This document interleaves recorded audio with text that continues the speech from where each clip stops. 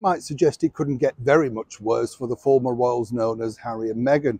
That's right, but it can. And really, a lot of people are citing the fact that it could really be their own fault. They never really come out and defend themselves, and their hypocrisy really does rank very high.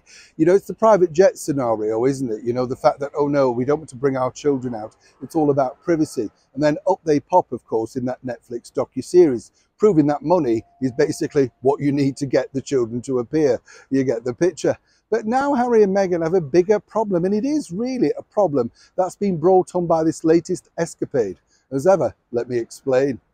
Hi, good morning. How are you? Nice to see you. We'll have a wave today. Yes, you all right? Thank you so much for joining me. By the way, did you know on this day, 1936, I know we're all too young for this, but isn't it funny when you find these facts out? I don't know about you, I find this sort of stuff fascinating.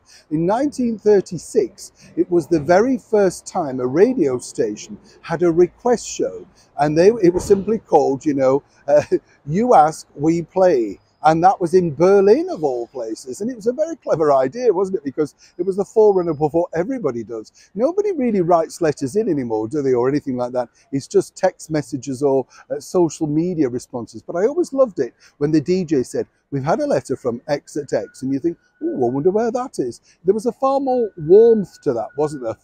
A far more sort of feeling of connection. And radio is about connecting to those that perhaps are listening totally alone, as I've often said. You know, it's all about never feeling on your own. But just think, way back in 36, that's when you could have first put in a request to hear your very first, well, whatever, record or dedication. There's an old word, wireless. You never hear that now, do you? Oh, let's not get there. Back as ever to your breaking roll story of the day.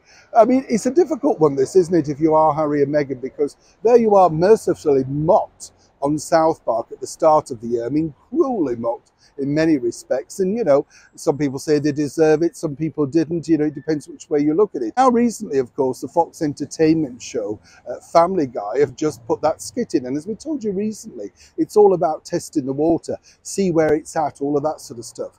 But the biggest problem really for Harry and Meghan is not the fun making of them. There's a bigger situation developing. This is all truly down to the fact that when you consider this, that Harry and Meghan, you see, are now basically outed as freeloaders, grifters, whatever. People are openly saying it on TV programs.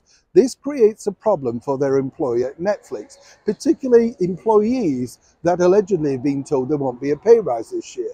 Time and time again, it's thrown in their faces that, you know, we're just chucked money away on two people who haven't delivered anything of any worth.